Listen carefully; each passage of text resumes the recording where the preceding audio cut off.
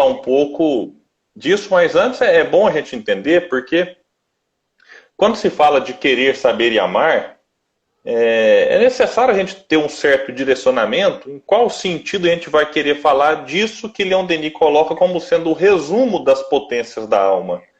Ele vai dizer no Problema do Ser e do Destino que as potências da alma se resumem em 3 palavras: querer, saber e amar.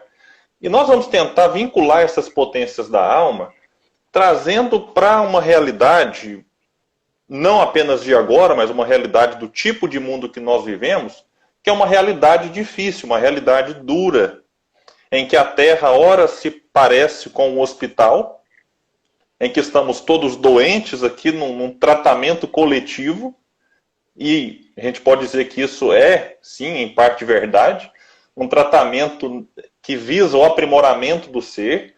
A Terra, em alguns momentos e para algumas pessoas, ela se assemelha mais a uma prisão, em que nós estamos extremamente limitados de manifestar as nossas faculdades, e quando nós desencarnamos, os espíritos mesmo afirmam para Kardec, é como se nós estivéssemos livres de uma prisão. Então, essa analogia, eu trago ela, mas inspirada muito no que os espíritos disseram para Allan Kardec. Mas, acima de tudo, entendendo o papel fundamental da Terra, é de ser uma escola de almas. Muita gente chega a dizer, talvez mais por força de expressão, de que a vida é uma escola, de que estamos aqui para aprender. E às vezes a gente fala isso sem ver a força que realmente isso representa e a verdade que isso traz. Porque tudo aquilo que nós vivenciamos, não importa se para mim a Terra se assemelha mais a uma prisão, a uma escola, a um hospital, no fim de tudo que nós passamos, a finalidade é ampliar as faculdades intelectuais e morais do indivíduo. Então, é importante a gente ter sempre em mente que dificuldade todos nós teremos, de que problemas todos nós enfrentaremos. Não existe uma única pessoa encarnada neste momento que a gente pode dizer assim, não, aquele ali ele está isento das dores e das aflições da vida. A gente pode ver que em algumas situações há, é claro, uma diferença. Os problemas que, por exemplo, quem vive no Brasil enfrentam são diferentes de quem vive numa Noruega, num país de primeiro mundo, que são diferentes dos problemas que os nossos irmãos, por exemplo, no Haiti enfrentam. E no Canadá, pegando o mesmo continente. Canadá, Haiti e Brasil. São contextos, são situações materiais, econômicas, sociais, políticas diferentes. Então, a gente pode dizer que sim, a gente está aqui passando por dificuldades e que as dificuldades não são iguais. Mas se a gente pega um recorte dentro do mesmo país, a gente vai ver que, não é porque estamos no mesmo país que os problemas são os mesmos. Tem, por exemplo, uma pessoa que reencarna num corpo feminino, ela vai enfrentar dificuldades diferentes de quem encarna num corpo masculino. Se a orientação sexual da pessoa é hétero, um heterossexual, ela vai ter uma realidade diferente. Hoje nós observamos, e muitos sociólogos, enfim, muitos estudiosos têm tratado do assunto, do problema do racismo. Então, se a pessoa tem a pele negra, ela vai ter maiores dificuldades numa sociedade ainda muito racista. Num racismo que às vezes se manifesta estruturalmente. Às vezes a gente fala, não, eu não sou racista, eu tenho um amigo negro, e acha que porque temos um amigo negro, isso é o suficiente para não se encaixar como racista. Então, há um racismo estrutural, como a gente vai observar, em especial, o professor Silvio de Almeida abordando no seu livro. Então, enfim, se a gente reencarna e passa pela prova da pobreza, tem um tipo de dificuldade, se reencarna com a prova da riqueza, tem outro tipo de dificuldade, mas a grande questão é que todos nós sofremos. Todos nós temos dificuldades. Essa semana eu estava vendo um youtuber muito famoso, e eu pensando, poxa, deve ser legal, tem algumas vantagens de ser um youtuber famoso e ganhar milhões de reais por mês. mas deve ter os seus problemas. A pessoa não tem mais a liberdade de circular pelas ruas, né, sem estar rodeado de segurança, sem ter medo de ser assaltado, de ter alguém sequestrado da família. Então, a gente olha que em todos os aspectos, a minha filha está aqui, ela deve saber de quem que eu estou falando, né? Youtuber famoso que ela adora.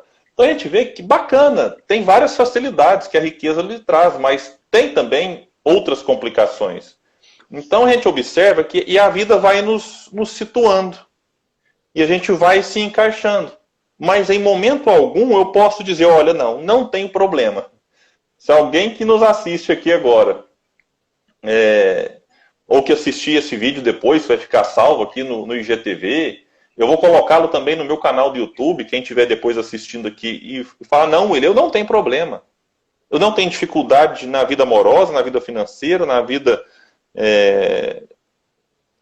no meu país, social, política.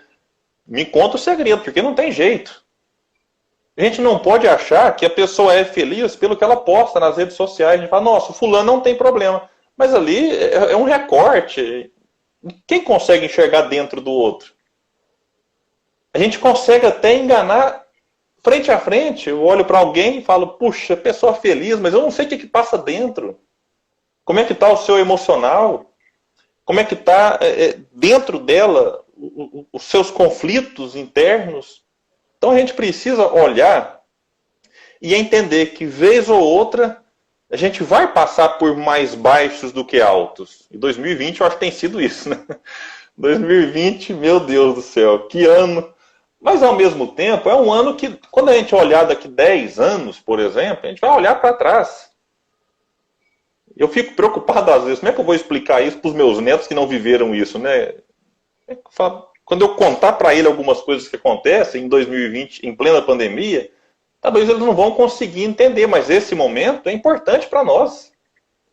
É um momento, e eu não quero aqui julgar condutas, comportamentos, mas é um momento para a gente refletir. Qual que é a visão de mundo que nós temos? De coletividade? Né? Como é que é a diferença em relação à dor dos outros? Como é que eu tenho olhado para dentro de mim?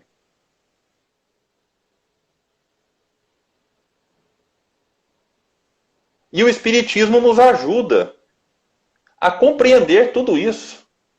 Compreender isto que acontece no coletivo, por que não? Depois o pessoal só me fala como é que está saindo o meu áudio e o meu vídeo, porque às vezes está dando uma travadinha no seu, Aleane, mas eu não sei se o meu continua normal. Aí o pessoal depois só manda um comentário aí para eu me situar melhor aqui. Mas o Espiritismo, então, ele vem assim, ele vem nos auxiliar a compreender o que acontece com o mundo lá fora e com o mundo aqui dentro. Agora, há uma questão que a gente precisa falar. O Espiritismo não vem resolver os meus problemas. Quando Kardec situa o Espiritismo como o Consolador prometido por Jesus, isso aqui a própria palavra nos traz um significado importante. Consolador, se a gente dividir a palavra, ele vai falar consola a dor. Não é o eliminador. Não é o retira a dor. Ele consola. Esse consolo, para muitos, quando lida, por exemplo, com a desencarnação de um ente querido, é o suficiente para lhe tirar da revolta, do desespero. Mas ele vai continuar com a dor. Poxa, como é que eu vou dizer que alguém que eu amo muito e desencarnou, agora não representa mais nada, ou representa e não deixa nenhuma marca em mim? A gente pode olhar para aquela marca e falar, é uma dorzinha da saudade que fica ali. Então o Espiritismo não pode tirar isso. Eu falo, puxa, mas a pessoa é espírita e está chorando porque o parente desencarnou? Ela chora, ela tem sentimento. Então, ele não veio eliminar a dor, ele veio consolar.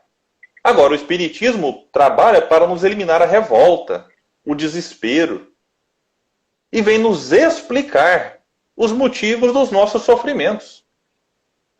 E quem vai trazer isso de uma maneira brilhante é Leon Denis. Alguém pode estar pensando, ele não entrou no tema ainda. é uma introduçãozinha. Daqui a pouco a gente vai falar do querer, do saber e do amar, desses três verbos. Mas Leon Denis ele vai falar o seguinte: enquanto o homem, as mulheres não fiquem nervosas, é homem aqui é de humanidade, viu? Não é só o homem, não. Então sintam-se enquadradas aqui na reflexão. Enquanto o homem não tiver colocado seus pensamentos e seus atos em harmonia com as leis eternas, a dor será necessária. Ela cessará de se fazer sentir, desde que isto ocorra. E vejam isso. Todos os nossos males decorrem do fato de que agimos em um sentido oposto ao da lei divina. Se retomarmos o rumo correto, a dor desaparece com as causas que a originaram. Ou seja, a dor só existe porque eu estou agindo num sentido oposto ao da lei divina. E onde é que está a lei divina, William? Questão 621, Livro dos Espíritos. A lei divina está na consciência. Por isso, quando nós falamos, nossa, está com a consciência pesada, é porque em algum momento, a gente não sabe quando, ou às vezes até sabe, a gente agiu num sentido oposto ao da lei divina, que Kardec vai destrinchar nas leis naturais. Lei de sociedade, lei de liberdade, lei de destruição, mas que vai se resumir, de certa forma, na lei de justiça, amor e caridade. E aí, se eu não compreendo isso, por isso é importante a gente estar sempre voltando, estudando as leis naturais. Essa terceira parte do Livro dos Espíritos talvez seja a parte... É difícil falar em mais importante, né? Porque dá uma pena. Falar, como é que eu vou falar que a primeira, a segunda e a quarta parte não são importantes? Mas a terceira é quase que um manual. Quer ser feliz? Não só leia, mas compreenda e, sobretudo, pratique as leis naturais. William, mas é difícil. Não, isso aqui não é tarefa para uma encarnação, não. Olha, é tarefa para várias encarnações. Mas se a gente não parar para... Eu vou falar de saber daqui a pouco. Para estudar, para analisar, para ver, a gente cai em alguns problemas.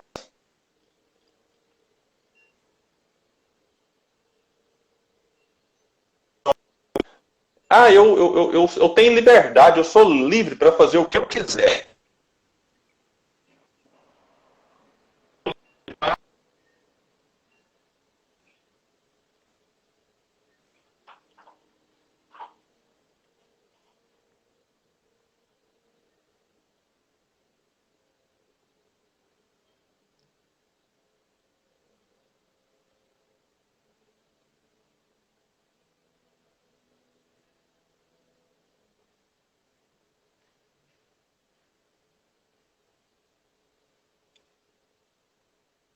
Mas outra pessoa, pelo menos, deu uma travada aí, travou, foi o meu? Deixa eu tentar ligar aqui o meu... Vai cair e voltar rapidinho.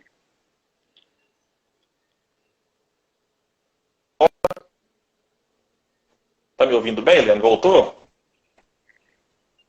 Para mim tá ouvindo, mas Voltou? o pessoal tá reclamando que tá travando. Não, a sua imagem deu uma travada, que pode ter sido no meu aqui. Mas eu vou voltar nesse raciocínio da lei de liberdade. Que é algo que a gente tem visto agora, da pessoa, ela não quer saber de ciência, ela quer a liberdade dela. Olha, eu sou livre, eu faço o que eu quiser da minha vida. O outro cuide da vida do outro. Só que há um detalhe, Kardec vai perguntar isso em 1857, se em algum momento a gente poderia desfrutar de uma liberdade absoluta. E os espíritos dizem que não. Não. Porque desde que nós vivemos em sociedade, ou seja, num contato com outra pessoa, a minha liberdade ela não é mais total. E Kardec insiste e fala, mas não teria alguma situação em que eu poderia ter uma liberdade total? Eu achei bacana a resposta dos espíritos. Aí fala, sim, na do eremita que vive no deserto. Porém, se chegar alguém no deserto e falar, ô eremita, pronto, a liberdade dele não é mais absoluta, porque ele vive em sociedade. E quem vive em sociedade precisa entender que os interesses da pessoa não pode prejudicar os interesses da outra. É igual, não existe nenhuma lei pegar um exemplo bem radical, que puna, por exemplo, quem quer se matar. Que a pessoa se matou, as leis espirituais darão o seu jeito. Mas leis humanas, não. A pessoa já foi embora. Mas eu não posso matar o outro. Então não é a minha liberdade. Então eu preciso entender que, colocou aqui que agora na pandemia está difícil, justamente, ainda mais na pandemia. Então essa é uma lição, e eu fico pensando que a pandemia é difícil. Mas imagine...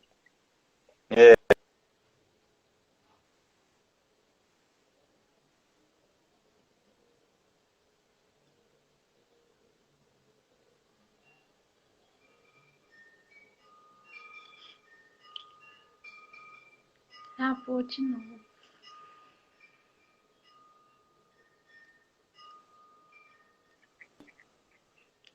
Travou.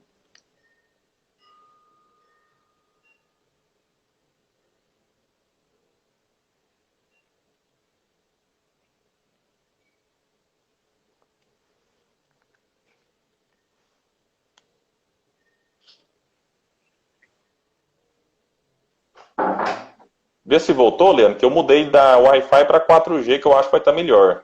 Melhorou? Voltou? Voltou. Voltou? Então vamos lá, agora eu mudei a internet, vamos torcer para dar certo. Qualquer coisa o pessoal digita aí que eu vou tentando ver. Mas se a gente observar o contexto agora, é difícil, mas se a gente vê na Segunda Guerra Mundial, por exemplo, a Europa ficou 6 anos mergulhada num conflito que dizimou mais de 60 milhões de pessoas, em que não se tinha internet para a gente falar um com o outro, para fazer chamada de voz, chamada de vídeo, para entrar nas notícias. Então dependíamos ali, né, de recursos muito limitados. Então, a gente olha para o momento atual e fala, puxa, está muito difícil. E realmente está. Mas é bom a gente olhar no aspecto positivo e pensar, olha, está difícil, mas podia ser pior. Então, baseado nesse podia estar pior, vamos valorizar o que nós temos de bom. Vamos valorizar as conquistas da humanidade que nos possibilitam, mesmo no período de pandemia, ter um certo conforto, nem que seja de um telefonezinho que nos coloque em contato. Por exemplo, minha mãe está digitando aqui agora, está a mais de 100 quilômetros, na zona rural. Né? Eu não a vejo ela tem tempos, mas a gente conversou hoje, vi ela pela chamada de vídeo. Então é assim, a gente aproveita desses recursos em curtas distâncias, coisa que antes não podíamos fazer. Então, voltando aqui para a reflexão principal, o que Kardec nos chama atenção, e Leon Denis também, é da gente tentar entender que essas leis divinas, quando são descumpridas, elas estão na nossa consciência, elas trazem uma consequência. E que o Espiritismo vem nos auxiliar a compreender tudo isso. Só que não basta virar espírita para não sentir mais dor, né? Um dia uma pessoa falou para mim, falou, William, mas você é espírita e você fica doente? Eu falei, claro que fico. Por quê? Ele falou, mas eu achei que os espíritos resolveriam seus problemas financeiros, emocionais, doença do corpo físico. Eu falei, não, foi o próprio Chico. O Chico era cego de um olho, tinha problema cardíaco. Leon Denis ficou cego no final da existência dele. Allan Kardec desencarnou pelo rompimento de um aneurisma cerebral. Então, assim, os espíritas não estão isentos dos problemas no mundo. Nós não somos heróis, não somos santos. O que a doutrina nos propõe é só a gente olhar para tudo de uma maneira um pouco diferente. E o que a doutrina nos propõe, que Kardec vai tratar lá no Livro dos Médiuns, é desenvolver os atributos da alma.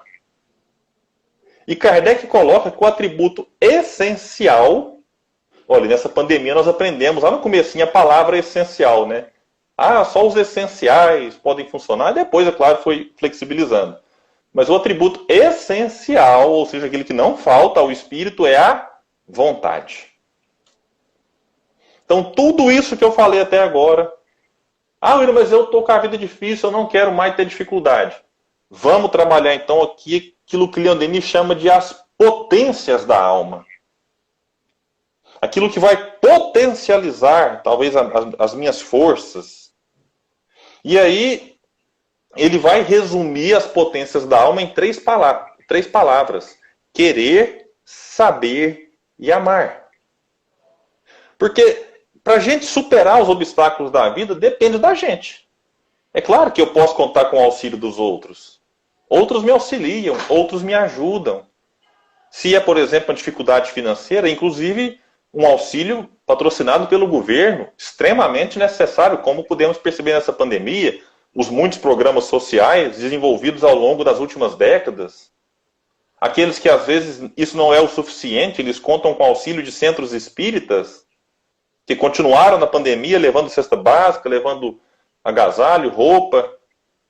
Então, nós não ignoramos a importância do auxílio que recebemos, mas é importante a gente observar que a verdadeira transformação, ela parte de dentro para fora. O auxílio de fora para dentro é importante, para me sustentar nas lutas, para me manter vivo às vezes. A pessoa que precisa de comida, ela quer alimento para se manter vivo. Mas a transformação espiritual, ela vai acontecer de dentro para fora. E aí eu preciso desenvolver as potências da alma. Que Leon Denis vai dizer em relação ao querer. Ele vai definir o querer no livro dele, dizendo: querer, isto é, fazer convergir toda a sua atividade, toda a sua energia para o objetivo a alcançar. Desenvolver... Ó, a Ângela fez a palestra no GEL, já chegou por aqui. Ó. Desenvolver sua vontade e aprender a dirigi-la. Aqui a gente vai observar o pronome possessivo seu, sua, citado 3 vezes por Leon Denis. Convergir sua atividade, toda a sua energia, para o objetivo de desenvolver sua vontade. Eu tenho que resolver os problemas de quem? Os meus. Ah, William, então eu vou fechar os olhos para o problema do mundo? Não, não tem necessidade. A vida em sociedade, ela nos permite até dizer para alguém: olha, você está atravessando a rua, cuidado, é um carro. Independente da situação, eu posso até ir lá e puxar a criança, se for uma incapaz, uma que não tem condição ainda. Então a vida em sociedade nos permite auxiliarmos uns aos outros. Mas eu não posso querer superar os problemas do outro. Quantas vezes a gente lê um livro que a gente tem a mania de achar, Leandro, que só o outro precisa, né? Quantas vezes acontece com a gente, não é só com os outros, não, acontece comigo. Eu estou lendo um livro e penso assim: puxa, mas esse livro aqui é a cara do fulano. Nossa, mas esse livro é a cara do Beltrano. Aí eu assisto uma live e falo: mas o Cicrano tinha que estar vendo essa live aqui agora. E a gente está às vezes preocupado com o outro, e de boa intenção. A gente está bem intencionado, querendo ajudar o outro. Só que a notícia que eu trago não é boa. Ninguém consegue evoluir para o outro. Não tem jeito. Eu posso conversar, eu posso orientar, eu posso indicar um livro, eu posso indicar uma live, eu posso indicar uma terapia. Mas se o outro não falar assim, ó, eu quero, não vai adiantar. A não ser, e é bom a gente trazer essa exceção, que quem vai falar é Kardec, lá no Livro dos Médiuns, quando fala da obsessão. Kardec trabalha uma questão que é a seguinte: em um único caso, na obsessão por subjugação, o indivíduo perde a vontade própria. E aí é necessário uma vontade externa interceder na ajuda daquele indivíduo. Então, em alguns casos raros, é necessário uma vontade externa, porque o indivíduo já se apresenta com sinais, inclusive, de loucura. E é curioso observar que em alguns casos isso acontece. Da pessoa que já vi, pessoa sendo levada para algum tipo de tratamento e às vezes surte efeito, porque sozinha ela não chegava. Então a gente tem que buscar o convencimento, vai ser bom e não sei o quê. Então nesses casos, Kardec. Mas tirando esses casos de exceção, o indivíduo tem que querer. Ele tem que desejar, inclusive a cura. Que tem um detalhe, é uma jogadinha de palavra que parece boba, mas é importante a gente observar o detalhe. Porque muitas vezes nós queremos ser curados. Ou seja, uma ação externa venha e me cure. Mas poucas vezes nos dispomos a nos curar. Como é que funciona isso? Vamos tentar entender o seguinte. Às vezes, a pessoa pode morrer de um câncer. Deu um câncer, o câncer não foi tratado, era incurável e a pessoa desencarnou com o câncer. Aí a gente olha para a pessoa que desencarnou com o câncer e fala assim, o câncer venceu. Será? Será que venceu? Depende. Porque há pessoas que elas não são curadas de fora para dentro. O câncer veio cumprir a sua tarefa, cumprir a sua missão, que era desencarnar aquela pessoa. Só que a pessoa se curou, mesmo morrendo com câncer. Ficou confuso, Leandro? Deu para entender o raciocínio? Entendi. Então, porque a pessoa ela olhou para a doença e encarou de frente. Enquanto pôde, que chega um ponto, às vezes, que a pessoa aí ela perde até os sentidos ali. Mas eu mesmo acompanhei um processo doloroso de um querido amigo que desencarnou com o câncer. Só que a gente ia lá visitá-lo até poucas horas antes dele desencarnar. Você percebia que ele custava movimentar os músculos da face, mas tinha um sorrisinho, que ele estava com dor, com altíssimas doses de morfina para amenizar aquele processo doloroso, mas encarando toda a situação de frente. Então, aquele câncer não foi curado de fora para dentro, mas ele se curou de dentro para fora. É o mais importante. Então, isso é o importante, esse é que é o ponto. Então, o câncer venceu o corpo físico, mas o espírito dele venceu o câncer. E aí a gente precisa entender que esse é o foco. Porque senão, se um câncer vem e não dá, gente, para diante de um diagnóstico de câncer, falar assim, graças a Deus estou com câncer. Eu não estou pedindo isso para ninguém. Nem para diante de um... fui contagiado, estou com Covid. Gente, graças a Deus estou com Covid. Não é isso não, pelo amor de Deus. Ou quando a pessoa toma um prejuízo, fecha uma empresa, fala, graças a Deus tomei um prejuízo, para me testar. Não é isso. Mas é diante de tudo isso a gente percebeu que tipo de emoção mexe com a gente. É da revolta? Da pessoa que recebe um diagnóstico e fica revoltado com o mundo, com Deus, com as estrelas, com o signo, com a cor da roupa, com o vizinho? Ou é raiva? Bom, a raiva pode até dar. Eu estou lendo um livro agora que chama A Virtude da Raiva, do neto do Gandhi escreveu. A raiva é um combustível. Onde é que essa raiva quer me levar? Eu posso pegar essa raiva e fundar uma instituição. Mas eu posso pegar essa raiva e querer matar alguém, querer, enfim, fazer uma loucura. A questão é saber como direcionar a raiva, como direcionar essa energia.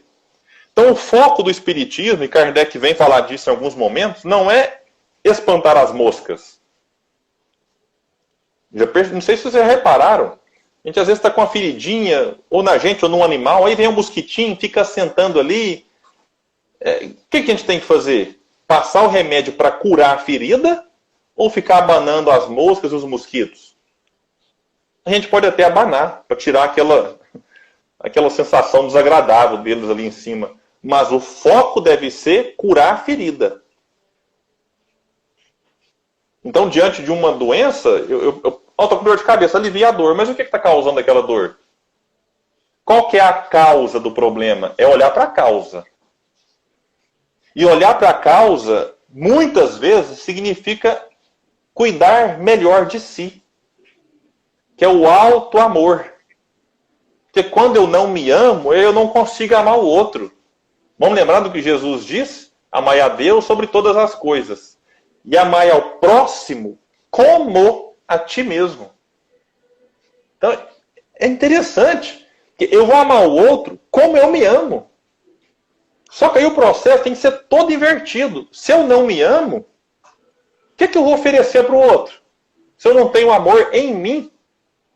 É igual você chegar agora, Liane, e falar assim, William, me dá uma Ferrari. Eu posso falar, olha, Liane, beleza, Mas eu não tenho a Ferrari para te dar. Ah, mas não é possível. Eu não tenho. Como é que eu vou te dar o que eu não tenho? Então, no sentido do amor, é a mesma coisa. Como é que eu vou amar alguém se eu não me amo? Como é que eu vou cuidar do outro se eu não me cuido? Então, por isso que Leon Denis fala, convergir sua atividade, sua energia, sua vontade. É chamando a atenção para nós, primeiramente, porque quando eu me cuido melhor, aí eu consigo cuidar do outro com mais qualidade. Já viram aquela orientação quando a gente vai andar de avião? Em caso de despressurização, máscaras de oxigênio vão cair. A orientação é: coloque primeiro em você. E depois ajude o outro, mesmo se for criança. É difícil, fico imaginando se eu estiver com meu filho do lado, minha filha do lado, e acontecer um troço desse aí, eu falo, meu Deus do céu, não sei se eu vou lembrar da orientação, porque na ânsia de ajudá-los, pode ser que na agonia embaraça as minhas mãos com as mãos deles e desencarna eles e eu desencarno. Mas se eu coloco em mim, mais rápido, eu cuidando de mim mesmo, aí eu vou ter melhores condições, já estou com oxigênio, de cuidar deles. Então eu sempre faço uma piadinha quando eu conto essa história, mas agora eu não sei nem se eu vou fazer, porque a minha sogra está assistindo a live. Eu sempre brinco que se eu estiver do lado da sogra, aí eu vou colocar minha máscara, não vou ter pressa para olhar. Mas se for os filhos, bate um desespero, bate uma agonia. Porque a gente quer ajudar, quer socorrer.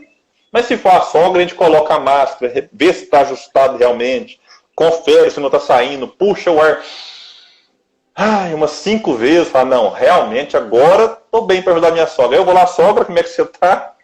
Para quem não sabe, ele é a Tânia Borges que está aqui, viu, gente? Mas a Emanuele já falou que vai salvá-la, que é minha esposa. Então a família está em peso aqui na live, eu tenho que tomar cuidado com o que eu falo. Daqui a pouco a minha esposa desliga a internet aqui de casa. Então é isso. Isso não é egoísmo. Isso é auto-amor. Isso é autocuidado. Em busca de um objetivo. Que quando a gente se ama, nunca é preocupado que não vai ser egoísta, não, porque a gente toma consciência da importância de ajudar os outros. Porque a gente percebe que para que desenvolvêssemos o alto amor, alguém nos ajudou. Mas veja a palavra, é ajudar. Ninguém faz para o outro. A gente ajuda, a gente instrui, a gente orienta. A gente às vezes fica revoltado, meu anjo guardião não faz as coisas para mim, mas não pode, senão que mérito a gente vai ter, né? Já pensou, um professor dá a prova para o aluno e faz a prova? Aí, que mérito que o aluno vai ter? Nenhum, vai ser do professor. Então a gente começa a compreender que na vida, apesar dessa aparente e importante solidão que a gente precisa viver em alguns momentos para cuidar da gente, a vida se dá em sociedade. E aí eu começo a compreender que eu sou importante para os outros como os outros são importantes para mim. Mas eu não posso progredir para o outro como o outro não pode progredir para mim. O progresso, ele é individual, mas ele não acontece isolado. Se eu pegar agora e me isolar no mundo, na pandemia existe um isolamento recomendado. Eu estou dizendo aqui de isolar assim, eu não quero mais mundo. Eu vou mudar para uma ilha deserta, que não tem internet, que não tem televisão, que não tem notícia. Isso não é progresso, isso não é evolução. Kardec, inclusive, diz que isso pode complicar o indivíduo. Então a gente precisa compreender que esse processo de transformação moral, ele se dá no coletivo, e ele não acontece da noite para o dia, e é desagradável. É desagradável. Eu costumo comparar transformação moral, reforma íntima, com reforma de casa mesmo. Quem aqui já fez reforma de casa deve se lembrar. É complicado. Primeiro assim, para fazer reforma, o que você precisa? Além do dinheiro, é claro, né?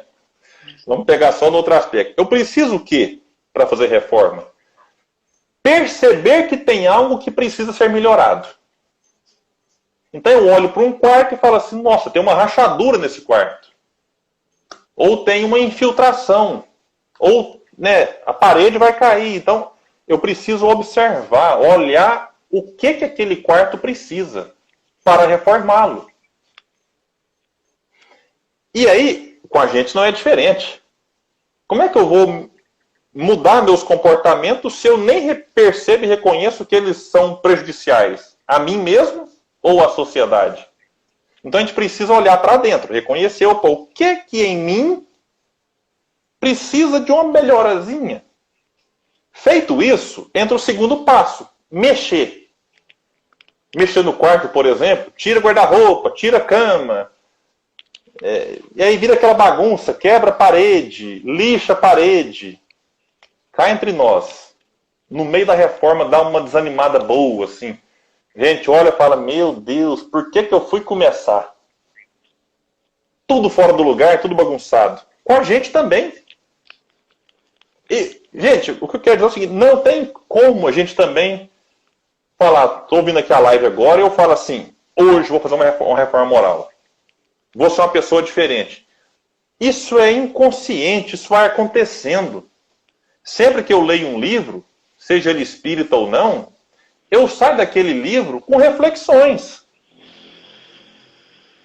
Não é um processo de ação moral.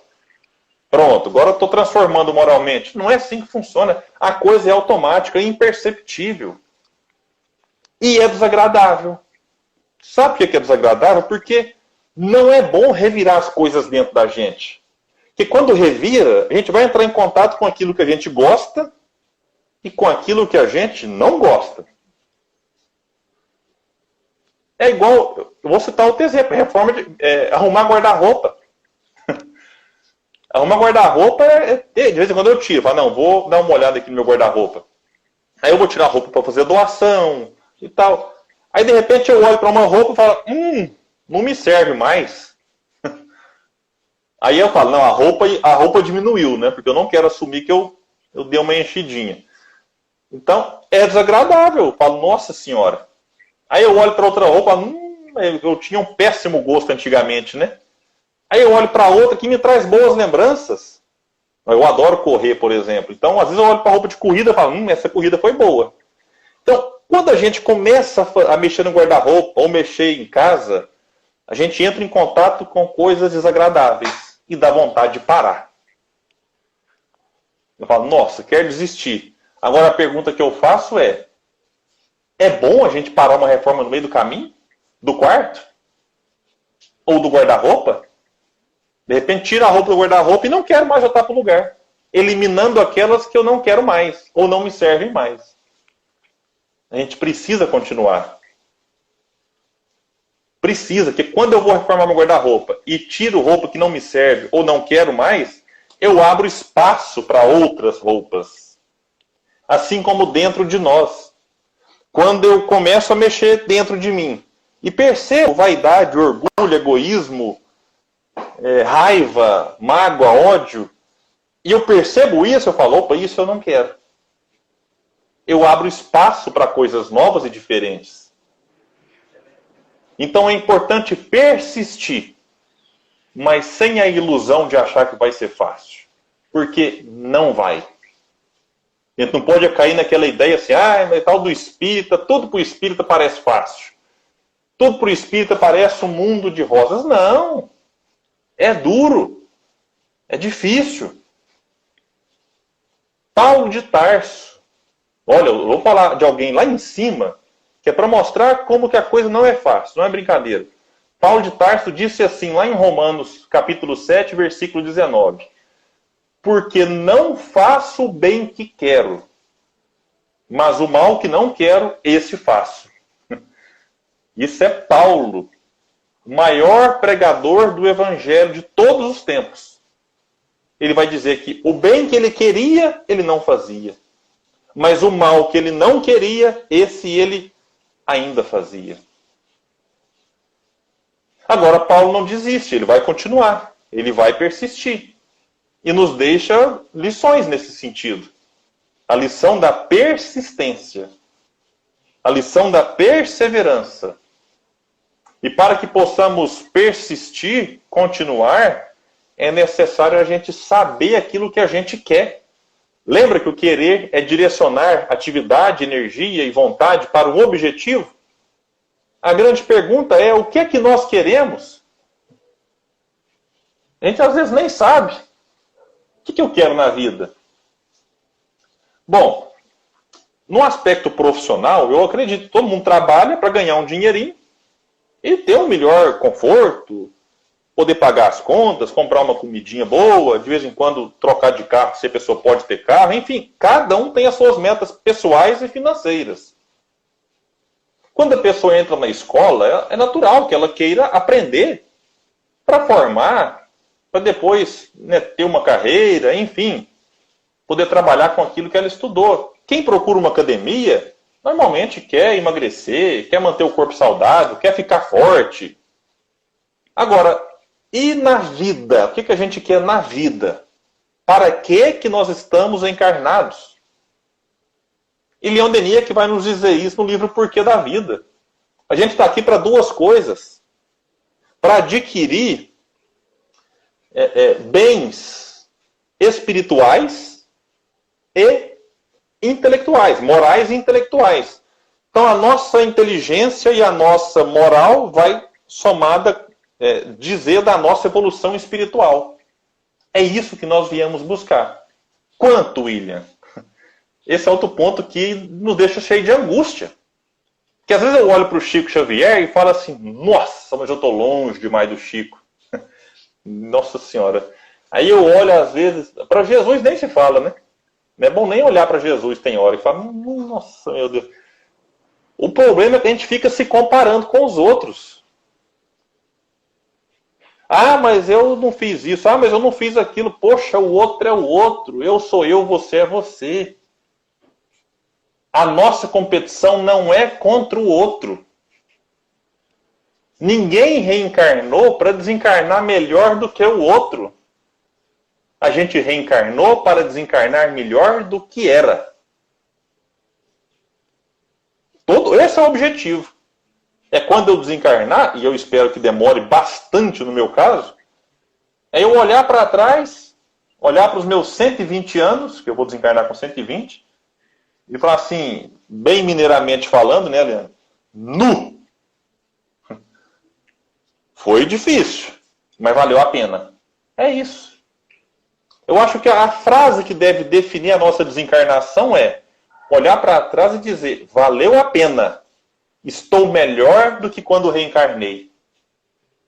Agora, que tanto melhor, aí cada um que vai responder. Se eu estou 1% melhor, se eu estou 100% melhor, não sei. Mas o importante é a gente seguir buscando a melhora pessoal, sem uma cobrança exagerada que pode nos paralisar, buscando auxílio possível. Eu, por exemplo, vou dizer aqui coisa que eu falei pouquíssimas vezes em lives. Nunca imaginei, do alto da minha vaidade, do meu orgulho, que eu fosse precisar de terapia. Eu achava que terapia era para os fracos. Nessa pandemia precisei. Estou na terapia. E me ajudou muito. E eu tive que tomar assim, foi quase que no caso da subjugação, né? Quase que forçado a começar. Porque minha esposa falou: vou marcar um psicólogo para você. Eu falei: tudo bem. Porque eu não tinha, parece, coragem de marcar. Orgulho, vaidade. Ela marcou. Eu fui na primeira sessão e falei: como é que eu estava sem até hoje? Por que eu não comecei antes? E continuo na terapia. Estou de férias agora, que no final do ano o psicólogo suspendeu o trabalho dele. Mas, em janeiro, volto para a terapia. E assim a gente vai, buscando o que também? Conhecimento. Que Leon Denis vai nos dizer: sem o estudo aprofundado, sem o conhecimento das coisas e das leis, o pensamento e a vontade podem perder-se. Então, eu preciso querer, mas eu vou querer o quê? E eu vou querer e buscar que tipo de conhecimento? Conhecimento espírita, ótimo. Mas não só do espiritismo, conhecimento diverso, de tudo que puder. Eu tenho lido muito sobre economia, sobre sociologia, política, história, e tem me auxiliado bastante, inclusive a compreender o espiritismo. Olha, é uma via de mão dupla, né? Eu leio um livro de história e o espiritismo me ajuda a compreendê-lo de um outro ponto de vista. E quando eu leio livro espírita, o que eu li na história vai me ajudar. Então é buscar o conhecimento, buscar o estudo da natureza, olhar para a chuva, olhar para os pássaros, para as árvores. A natureza nos ensina muito. E Leon Denis vai nos falar isso muito. E aí a gente vai tratar aqui, então, rapidamente, da última parte, do amor. Né? Querer, saber e amar. Bom que eu fiquei 50 minutos praticamente falando só do querer, né? Aí sobrou 5 para falar do saber e do amar. Vamos correr então.